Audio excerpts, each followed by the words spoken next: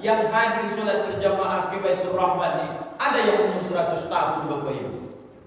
Kalau ada orang tua kita hari ini umur 100 tahun, mungkin dia sudah diuji Allah dengan penyakit, tak bisa kemana-mana lagi. Artinya apa? Identik umur panjang tadi akan juga menemui batas finish, dia akan berpulang ke hadapan Allah. Mumpung kita sehat Bapak Ibu, mumpung masih bertenaga Bapak Ibu, maka selalulah bermuhasabah diri. Ya Allah, aku ingin termasuk dari sekian banyak manusia, termasuk salah satu orang yang Engkau cintai. Maka syaratnya adalah dibangunkan Allah kita di waktu malam, di saat banyak manusia ini lelap dalam tidurnya.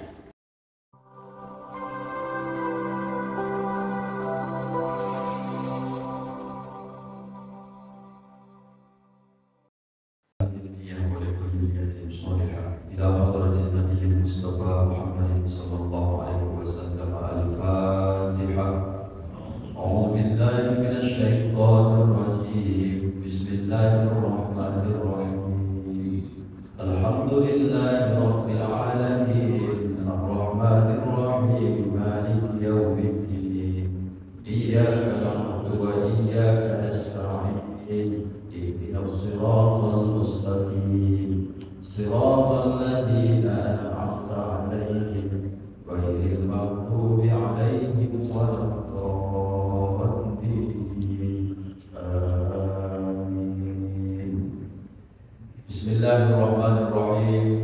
Assalamualaikum warahmatullahi wabarakatuh. Alhamdulillahirabbil alamin wa bihi nasta'inu ala umuri dunya waddin. Wassalatu wassalamu ala asyrafil anbiya'i wal mursalin sayyidina wa maulana Muhammadin wa ala alihi wa sahbihi wa sallim ajma'in. Subhanaka la ilma lana illa ma 'allamtana innaka antal alimul hakim.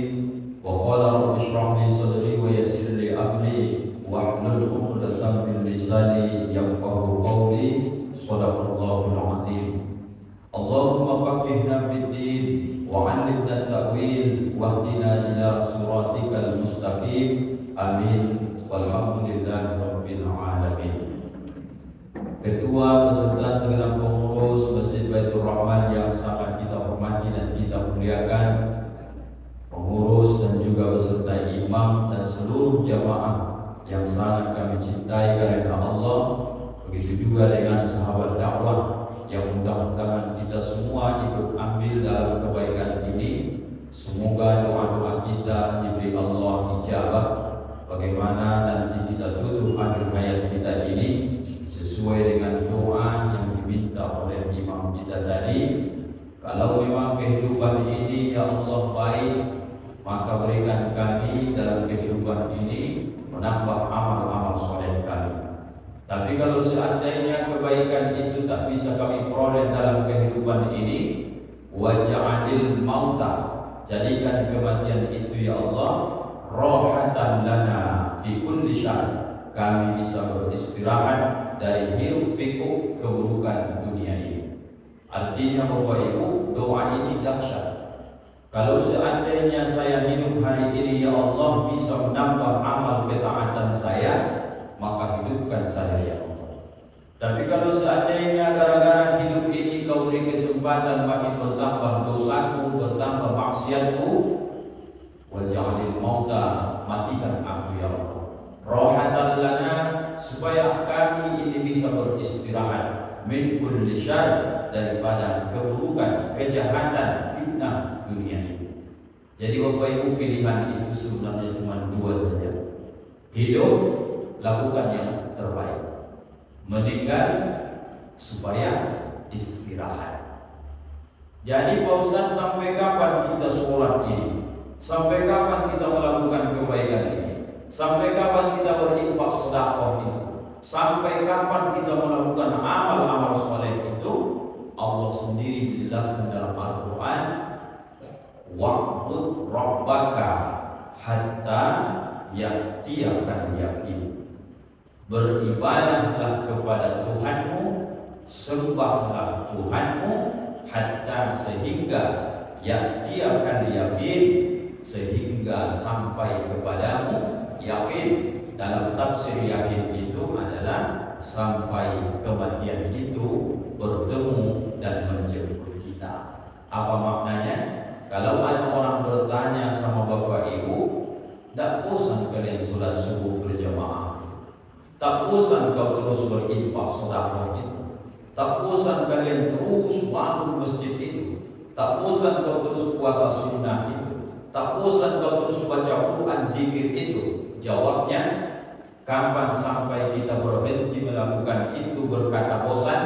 Sampai nanti kita bertemu dengan namanya kematian, Bapak Ibu. Jadi sebelum meninggal, isi dunia ini adalah berputar-putar itu saja. Lapar Bapak Ibu, makan. Haus Bapak Ibu, minum. Capek, istirahat. Bangun, tidur. Maka itu yang disampaikan Allah dalam Al-Quran, wa tilkal ayyamu nudawiluha bainan nas. Akan kami pergulirkan hari-hari ini di antara manusia. Kalau Bapak Ibu pikirkan hidup kita ini memang sudah fitrahnya begitu. Dulu kita menengok anak-anak, hari ini teringat kita. Dulu saya juga pernah jadi anak-anak. Selama beberapa puluh tahun kita melihat anak-anak remaja sekarang, anak-anak SMA, berpikir kita, saya juga sudah melewati masa itu. Ditengok anak-anak yang PKL, KKN, ke kampung-kampung kita, anak-anak kuliah, teringat kita, saya seumuran dia belum pernah. Begitu kita menikah, alhamdulillah lahir anak, mulai berpikir, rupanya tanpa disadari, begitulah dunia ini dipergulirkan oleh Allah. Tidak ada dia yang akan kekal, tidak ada dia yang tidak berubah, karena kita adalah makhluk Bapak Ibu. Lalu yang tak berubah, yang takkan berhenti, takkan berubah, ada masa pergantian, hanya Allah Subhanahu wa Ta'ala. Kalau seandainya tidak ada perguliran waktu ini, mestinya Bapak Ibu, kakek nenek moyang kita pagi ini juga masih hidup. Kalau seandainya tidak ada pergantian isi dunia ini, mestinya Nabi Muhammad itu juga hari ini masih hidup. Tapi kenapa mereka itu wafat? Supaya dunia ini berganti-ganti pengisinya dan ada yang tidak akan pernah berubah. Apa itu? Kebaikan yang kau lakukan akan engkau temui balasannya. Keburukan yang akan kau lakukan juga akan kau temukan juga balasan dosanya. Jadi Bapak Ibu yang dimuliakan Allah, sering-sering baca doa yang dibaca imam kita tadi, itu luar biasa. Terdapat bahasa Arabnya, buat bahasa Indonesianya. Apa bahasa Indonesianya? Ya Allah, jadikan kesempatan hidup ini bisa menambah amal-amal soleh. Seandainya ya Allah tak bisa hidup ini kuat melakukan amal-amal soleh, menambah amal-amal kebaikan, lebih baik ya Allah wafatkan aku supaya bisa aku beristirahat dari keburukan-keburukan yang aku lakukan. Kalau dibuat kesimpulannya, hidup adalah kesempatan untuk mengumpulkan amal-amal soleh sebagai bekal besok supaya istirahatnya enak di hadapan Allah Subhanahu wa Ta'ala. Jadi Bapak Ibu, jangan cari kenyamanan di dunia ini sampai meninggal kita takkan dapat. Waktu kecil dulu kita tak punya penyakit apa-apa, kebiasaannya begitu, banyak keinginan tapi duit tak ada, maka merengek terus sama orang tua. Ma, belikan es krim, karena duit tak ada. Masalah kita waktu kecil, duit tak ada. Setelah kita menikah, berusaha, alhamdulillah, duit ada, muncul lagi penyakit. Dulu duitnya tak ada, badan sehat. Sekarang sudah duit ada, badan pula banyak penyakit. Tak ada nyamannya. Memang nyamannya rohatan bi, istirahatkan aku ya Allah, maut dalam kematian itu. Mudah-mudahan Bapak Ibu mukadimah ini menyadarkan kita kembali tujuan hidup ini adalah kesempatan mengumpulkan amal-amal soleh sebagai bekal kita besok menghadap Allah. Bapak Ibu yang dimuliakan Allah, ada 3 yang mau kita kaji pada subuh yang mulia ini. Hadis ini dihantarkan oleh Ibnu Mas'ud radhiyallahu anhu dan diriwayatkan oleh Imam At-Tirmizi. Qala Nabi sallallahu alaihi wasallam, telah bersabda Rasulullah sallallahu alaihi wasallam, salasatun yuhibbuhumullahu azza wa jalla. Ada 3 golongan manusia yang mereka itu dicintai oleh Azza wa Jalla, yaitu Allah yang maha mulia dan yang maha tinggi. Artinya Bapak Ibu, siapapun kita ini tak usah dulu mendapatkan cinta dari yang maha memberi, yang meletakkan rasa cinta dalam hati makhluk, baik itu hewan ataupun manusia. Sedangkan kita dalam kehidupan ini pun, ini juga salah satu yang kita cari-cari, namanya kasih sayang, atau Bapak Ibu menyebut dengan rasa cinta. Maka cinta ini bisa membutakan. Kalau seseorang sedang jatuh cinta, apapun dia lakukan, nekat dia. Kalau teringat Bapak Ibu waktu masa muda dulu, kalau ada seorang anak lajang ataupun kita pernah merasakan jatuh cinta, itu seolah-olah sesuatu yang berat pun menjadi ringan. Maka ada pantun orang menyebut, saking anak remaja ini mengatakan gugahan syair cintanya kepada seorang perempuan, lautan pun akan kuseberangi, gunung pun akan kudaki.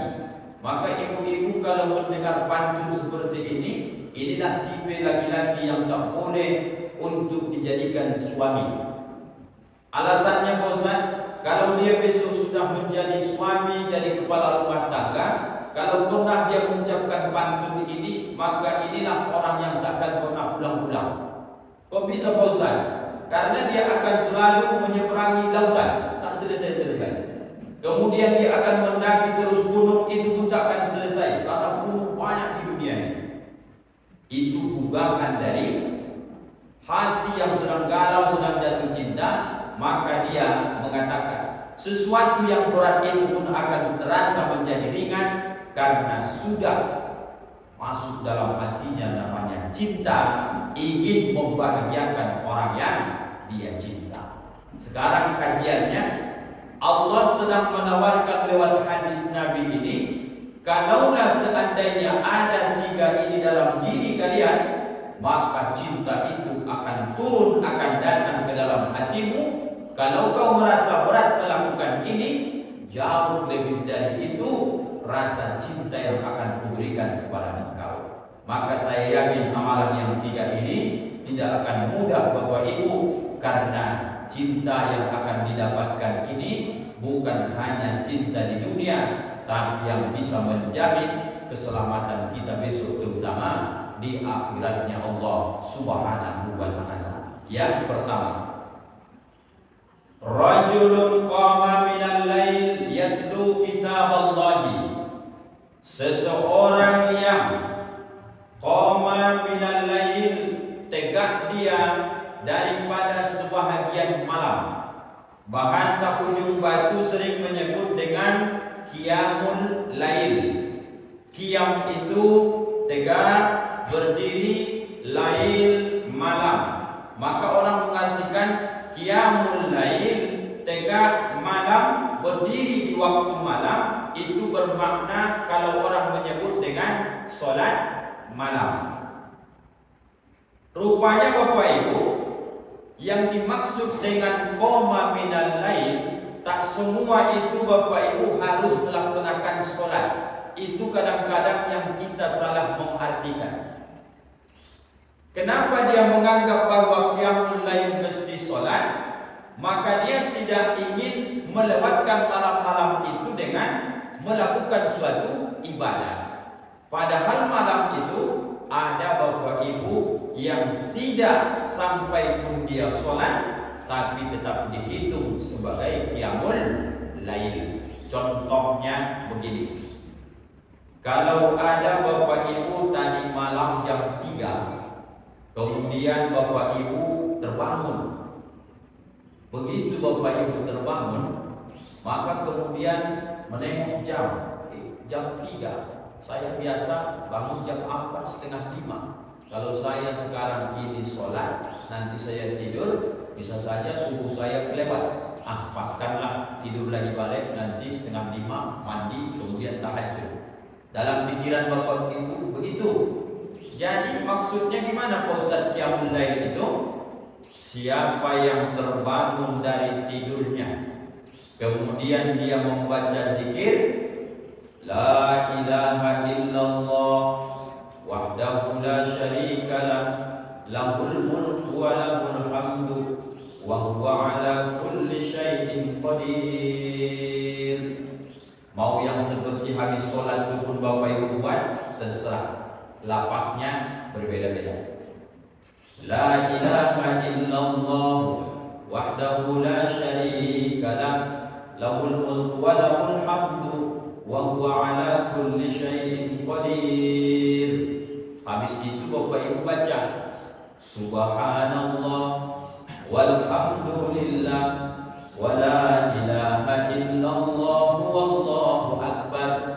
Baru kunci dia La haula wa la quwwata illa billahil aliyyil azim. Ada dua dia, aliyil boleh, aliyul boleh. Dua-dua ini boleh. Jadi yang sering dibuat oleh imam-imam kita aliyul azim. Kalau Bapak Ibu baca ayat kursi pun ketemu dia. Wasi'a kursiyyuhus samawati wal ardh wa la yaquduhu hifzuhuma wa huwal aliyyul azim. Benar.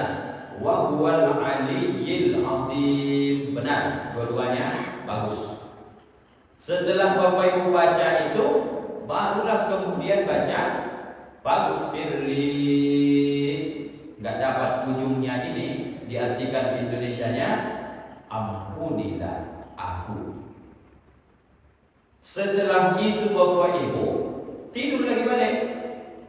Biarpun Bapak Ibu malam itu tidak ambil wudhu kembali karena sudah batal disebabkan tidur, Bapak Ibu lanjutkan kembali tidur itu biarpun tak ambil wudhu, apalagi sampai tegak sholat tahajud, maka kemudian dia sudah terhitung dengan qoma minal lail. Dia sudah terhitung yang menghidup-hidupkan malam, disebut juga namanya qiyamul lail. Jadi Bapak Ibu jangan dipahami selalu harus sholat baru disebut qiyamul lail. Tidak, zikir itu juga disebut dengan qiyamul lail karena makna qiyam di situ tidak sempit hanya sekedar tegak berdiri, tapi qiyam itu juga diartikan dengan menghidupkan, menegakkan malam-malam.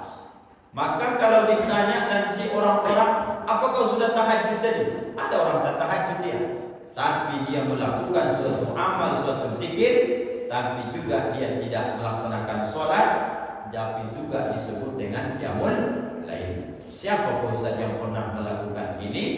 Ketika Imam Asy-Syafi'i juga pernah dia semalam suntuk, tak pernah dia qiyamul lail tegak sholat, tapi dia sibuk menjawab pertanyaan-pertanyaan umat sehingga masuk waktu subuh dia pun tidak mengambil air wudhu karena semalaman dia tidak batal wudhunya, tapi dia tidak sholat. Apa yang dilakukan? Amal soleh yang dilakukan menghidupkan malam itu juga disebut dengan qiyamul lail. Yang terbaik Pak Ustaz, itulah yang sering Bapak Ibu yang menyebutnya dengan sholat tahajud. Ada juga sholat sunnah witir, bisa juga dengan sholat sunnah taubat, bisa juga dengan sholat sunnah hajat. Jadi sholat-sholat ini Bapak Ibu yang tak bisa dikerjakan malam itu salah satunya sholat duha, karena sholat duha pagi hari. Kalau sholat sunnah taubat bagus dilakukan, sholat sunnah hajat bagus dilakukan, tahajud memang itu waktunya, witir juga memang di malam itu waktunya. Tapi Bapak Ibu yang dimuliakan Allah, seandainya Bapak Ibu belum terbiasa juga sholat, kalau terbangun di malam hari, maka ikut menegakkan malam itu dengan zikir yang Bapak Ibu bisa baca, biarpun hanya sepotong ayat saja. Jangan ditinggalkan Bapak Ibu. Ini sudah terbangun dia karena sesak ingin buang air kecil, masuk ke toilet, kemudian memang wudhu dia, habis wudhu itu mantu berat dia, hendak dia sempatkan membaca zikir, maka dia tidak dinilai dengan qiyamul lail. Maka disambung kalimatnya, rajulun qama bilal lail yatlu kitab Allah, orang yang bangun di waktu malam kemudian dia baca kitab Allah, bermakna dia hidupkan malam itu dengan zikir apa yang dia dapat Bapak Ibu. Itulah mudah. Sekarang kita masukkan ke kaji-kaji. Apa hubungannya cinta Allah turun kepada orang-orang yang bangun menghidupkan malam? Jawabnya Bapak Ibu, balik. Kalau Allah perkenankan kita bangun di sepertiga malam, itu pertanda kita termasuk dicintai Allah. Kalau setua ini kita Bapak Ibu, sering kita bangun sudah azan subuh, menangislah, berarti mungkin kita belum masuk kategori orang yang dicintai Allah. Itu kajinya. Jadi kalau Ustaz Angkut ini bangunnya selalu azan subuh berkumandang, baru saya bangun, mestinya saya sedih. Ya Allah, dari sekian banyak orang yang malam ini kau cintai, aku tidak kau pilih dari salah satu dari mereka, ya Allah. Maka sedih Bapak Ibu. Banyak orang berkata bahwa dia bangun azan subuh itu dia sudah merasa dia on time, sholat di awal waktu. Belum tuh Bapak Ibu. Maka naikkan lagi kajiannya bahwa saya ya Allah hari ini sudah kau beri kesempatan umur 30 tahun, maka aku mestinya harus bangun 4:30 sebelum azan subuh itu berkumandang. Setengah jam aku sudah kembali menghidupkan malam-malam. 40 tahun usiaku hari ini ya Allah, jam 4 aku bangun. Ada yang 65 tahun 3:30 Bapak Ibu. Ada yang sudah 70 tahun ke atas lagi, bentar lagi nih akan dijemput malaikat maut nih. Tak ada cerita Bapak Ibu. Hari ini mencari orang ujung Batu Rokan Hulu, dicari orang yang umur 100 tahun. Payah Bapak Ibu kita dapat. Kalaupun ada, kita lihat yang dekat dengan kita, yang hadir sholat berjamaah ke Baitur Rahman nih, ada yang umur 100 tahun Bapak Ibu. Kalaupun ada orang tua kita hari ini umur 100 tahun, mungkin dia sudah diuji Allah dengan penyakit, tak bisa kemana-mana lagi. Artinya apa? Identik umur panjang tadi akan juga menemui batas finish, dia akan berpulang ke hadapan Allah. Mumpung kita sehat Bapak Ibu, mumpung masih bertenaga Bapak Ibu, maka selalulah bermuhasabah diri. Ya Allah, aku ingin termasuk dari sekian banyak manusia, termasuk salah satu orang yang Engkau cintai. Maka syaratnya adalah dibangunkan Allah kita di waktu malam, di saat banyak manusia ini lelap dalam tidurnya. Letih Pak Ustaz, capek Pak Ustaz. Kembali ke kajian awal tadi. Kalau benarlah memang engkau cinta sama Allah, maka yang dia inginkan menurutmu berat, itu akan terasa ringan, seperti anak muda yang jatuh cinta kepada seorang perempuan tadi. Apapun dia lakukan, menelpon mohon maaf si anak gadis tadi, ini ceritanya nih mereka belum menikah.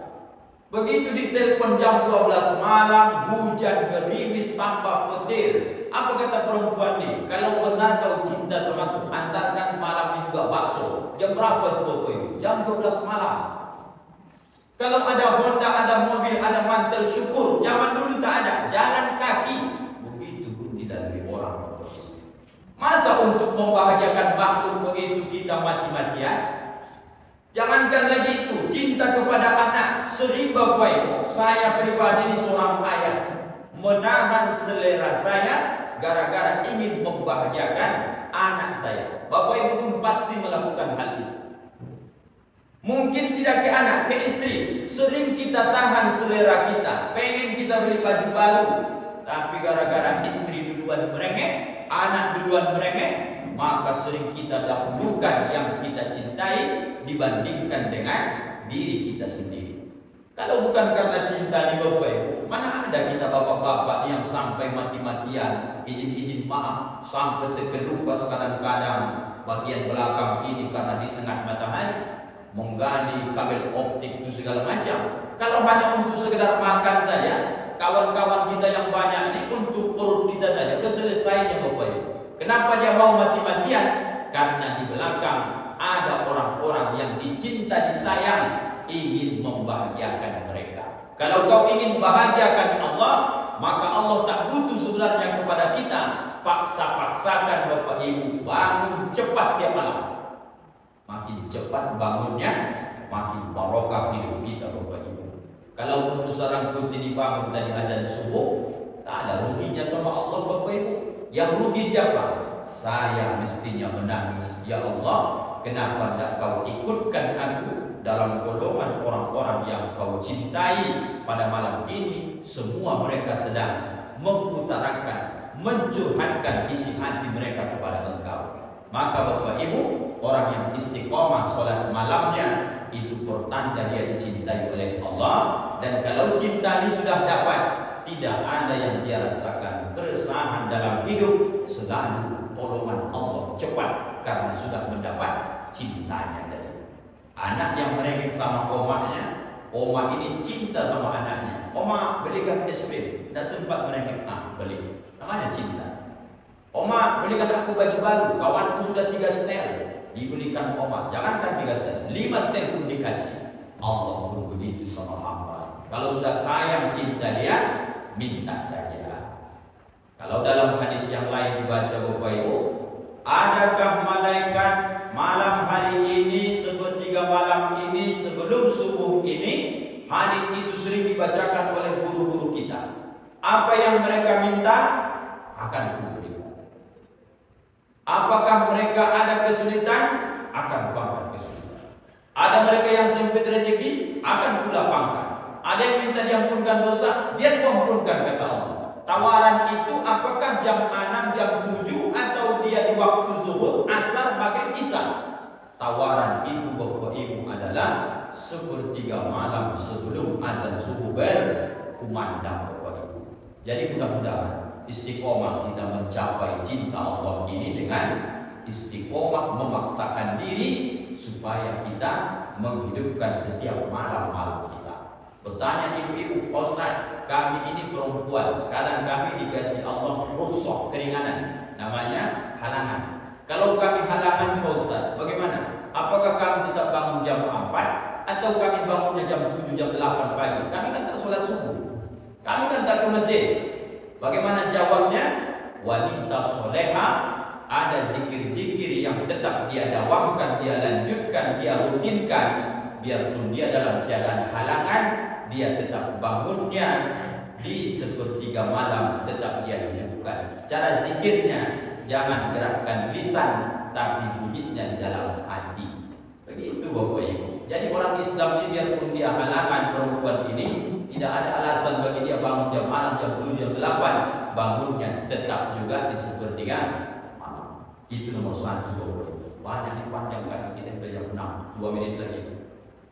Yang kedua, warajulun tasaddaqa biyaminihi yukhfiha min shimalihi.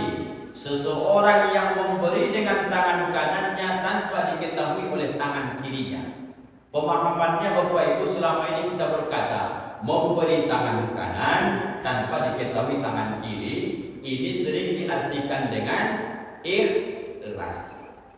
Orang yang sudah mengaji subuh harus naik kajinya lagi. Gimana Pak Ustaz? Bagaimana Bapak Ibu inginnya keburukan Bapak Ibu tidak ada orang tahu? Mestinya begitu juga lah kebaikan kita juga tak diketahui oleh orang lain. Ini agak payah mencernanya, Ustaz ulang sekali lagi. Ingin gak Bapak Ibu keburukan, aib, cacat kita diketahui orang? Tentu tidak. Makanya banyak orang menutupi keburukannya, bersilat lidah dia lakukan, bayar orang dia lakukan. Apa ini? Yang penting jangan sampai aib ini terangkat ke permukaan. Saking takutnya dia. Orang yang dicintai Allah itu Bapak Ibu, bagaimana dia inginnya keburukannya tak diketahui oleh orang lain, begitulah dia menjaga kebaikannya. Tidak perlu ada orang lain tahu. Saking takutnya dia nanti hatinya menjadi ria, menjadi sombong, maka habis amalnya. Maka tentu mata jamaah usah putih, kan begitu? Usah putih di kamera, di-upload, ditaruh di YouTube. Apakah itu bukan memproklamirkan, mengumumkan, mengumumkan kepada masyarakat, ini ceramah tadi pagi, ini ceramah tadi subuh. Apakah itu keluar dari konteks ini? Jawabnya Bapak Ibu, kembali kepada niat masing-masing. Kalau itu dijadikan menjadi riya, menjadi sum'ah, maka hilanglah kecintaan Allah. Tapi biarpun nanti dia diaplikasikan dalam hidup, diterangkan, diproklamirkan, disampaikan, dilihat orang banyak kebaikan tadi, dengan tujuan supaya menambah manfaat, itu tetap dibolehkan dalam agama kita. Yang bertanya jamaah sama saya, termasuk stiker di mobil saya, apa seorang putih itu buat stiker di mobil itu ria itu? Saya jawab, manfaat dibuat stiker yang baik-baik di mobil kita, di Honda kita, supaya yang pertama, mobil Honda itu tidak parkir di sembarangan tempat. Saya bilang terdiam orang, lama dia berpikir. Apa mungkin saya buat stiker Ustaz di situ, parkir saya di kafe Durian Sebatang? Bapak Ibu pikirlah dulu. Kalau kita buat stiker model kayak gitu, apakah unsur langsung ria? Tidak. Hati kita tetap dijaga dan harta itu menjaga hati kita. Maksudnya cemana Ustaz? Kalau dibuat dia yang bentuknya seremonial dakwah biarpun hanya gambar, maka orang melihat bukan ingin dipuji orang yang punya tadi, tapi dia ingin menjaga, menata hati. Jangan sampai aku ria ya Allah, dan kemudian dia tidak akan parkir di sembarang tempat Bapak Ibu. Kalau nampak Bapak Ibu besok mobil itu di kafe Durian Sebatang, foto. Semalam seorang putih kasih kajian di Baitur Rahman, kajian subuh. Malam ini rupanya ke sini juga dia kawan nih katanya. Bapak Ibu, itu adalah motivasi dalam hidup. Tak sembarang kita menunjukkan sesuatu yang baik pun, tapi inginnya. Kalau tidak mampu di makom itu menjaga niat, maka boleh memotivasi orang menyatakan kebaikan itu supaya dicontoh oleh orang baik. Karena itu ada hadis Nabi, man dalla ala khairin falahu mislu ajrin fa'ilihi. Kau tunjukkan sesuatu yang baik, diikuti oleh orang lain, kau dapat pahala dari kebaikan yang kau contohkan tadi, asal orang melakukan kebaikan itu. Sama dengan berkurban, bangun masjid Baitur Rahman. Apakah boleh saya umumkan Pak Ustaz demi motivasi kawan-kawan? Baguslah. Saya menyumbang untuk masjid Baitur Rahman 10 juta. Menengok kawan yang sebelah yang luas sawitnya seluas mata memandang. Kawan ini cuma 2 hektar, mandi 10 juta. Aku 1 hektar, mana bisa di bawah dia, kata dia. Termotivasi dia gara-gara kawan menyatakan kebaikannya. Aku 200 juta, kata dia. Kawan sebelah 300 juta, kata dia. Selesai masjid gara-gara menampakkan amal kebaikan. Tapi kembali kepada hati ini tetap dijaga. Mana yang terbaik Pak Ustaz? Sebagaimana ibu takut keburukan ibu diketahui orang, seperti itulah juga kebaikan kita khawatir diketahui oleh orang lain. Apa yang bisa melatih itu Pak Ustaz? Sholat malam itu lah Bapak Ibu, sholat malam itu. Sholat malam itu yang menengok kita tak ada manusia. Yang malam itu bangun orangnya terbatas. Kemudian yang memaksa kita tak ada. Yang mengabsen kita pun tak ada. Yang menyuruh kita pun hamba itu tak ada. Semua jamnya istirahat. Mampu ayah omak bangun, ambil air wudhu, kemudian menangis di hadapan Allah, wajarlah dia akan mampu. Tak ingin saya kebaikan ini ya Allah dilihat orang, sebagaimana keburukan pun tak ingin aku diketahui oleh orang lain. Ini makom yang paling tinggi, dan itulah Bapak Ibu yang dilakukan oleh Nabi Muhammad sallallahu alaihi wasallam, yang jumpa Bapak Ibu hadisnya, yataqattarna, sampai bengkak betisnya melakukan salat malam. Apakah yang menyampaikan itu Nabi? Yang menyampaikan, yang bercerita itu adalah hadisnya dari istri beliau Aisyah radhiyallahu anha. Tidak ada Nabi pagi-pagi ngomong kepada sahabat, sahabat tengok ini betisku bengkak nih. Kok bisa bengkak ya Rasul? Salat malam aku lama tadi malam. Ada begitu Bapak? Tak ada. Aisyah bercerita salat malam Nabi itu sampai bengkaknya betis Bapak. Apa maknanya? Mestinya kalau kita mengaku orang baik, kebaikan itu bukan datang dari kita, tapi orang yang menceritakan kebaikan itu Bapak. Terakhir Bapak Ibu, wa rajulun kana fi sariyatin fanhazama ashabuhu fastaqbala al-aduwa. Orang yang sedang berangkat dia berperang, kemudian setelah berperang peperangan ini berkecamuk, dia nampak kayaknya ini kalah kami ini. Fanhazama, maka kemudian muncullah keinginan ini. Dia tengok sahabat-sahabat ini sudah mulai KO nih, sudah mulai lemah. Fastaqbala al-adu, bukannya dia mundur, tapi dia terus maju ke depan. Apa makna dari hadis ini? Salah satunya, orang yang dicintai Allah nomor 3, di saat kebanyakan orang tak lagi mengamalkan sunnah, tak ada lagi istiqomah kebaikannya, tak ada lagi mengistiqomahkan amal-amal solehnya, orang ini tetap dia istiqomah dalam kebaikan itu, ini juga akan mendapat cinta Allah. Contoh paling dekat begini Bapak Ibu, tak ada lagi orang yang mau sholat berjamaah ke masjid. Masing-masing sudah punya pemikiran, sholat di rumah pun dah biasa juga tadi. Tinggal Pak Imam lagi dengan satu jamaah, itu pun karena jamaah kita ini pun dia sudah tua. Terus Bapak Ibu, orang-orang seperti ini dipilih Allah ini. Di saat orang lain tak mau lagi mengerjakan sunnah itu, tapi dia ambil kesunahan itu Bapak Ibu. Ini luar biasa ini. Sama seperti dengan berpakaian. Rata-rata orang sedunia ini umpamanya sudah pakai celana pendek, buka aurat semua, tapi dia tetap istiqomah, dia menutup aurat dia. Orang yang satu ini karena tak bisa dipengaruhi orang yang banyak, maka yang satu ini yang dijaga Allah, yang turun itu adalah cinta Allah. Begitu di rumah tangga pun Bapak Ibu. Anak tak sholat subuh, bini tak sholat subuh, mertua tak sholat subuh, ibu mertua pun tak sholat subuh. Satu rumah itu pun tak ada yang sholat subuh, sendiri dia yang istiqomah sholat subuhnya. Orang ini luar biasa perjuangannya, berbeda dengan kebanyakan orang. Disitulah cinta Allah itu turun Bapak Ibu. Jadi jangan heran nanti ada selalu orang-orang yang aneh dalam kehidupan ini. Anehnya bagaimana? Di saat nanti orang tak melakukan kebaikan itu, dia tetap istiqomah dalam melakukan kebaikan itu, dia akan dicintai oleh Allah Subhanahu wa ta'ala. 3 perkara inilah Bapak Ibu yang bisa kita kaji pada subuh ini, diriwayatkan oleh Imam At-Tirmizi, diantarkan oleh Ibnu Mas'ud radhiyallahu anhu. Mudah-mudahan bermanfaat. Keterbatasan ilmu, kebodohan Ustaz mohon dimaafkan dunia dan akhirat. Maaf Bapak Ibu. Alhamdulillahirabbil alamin.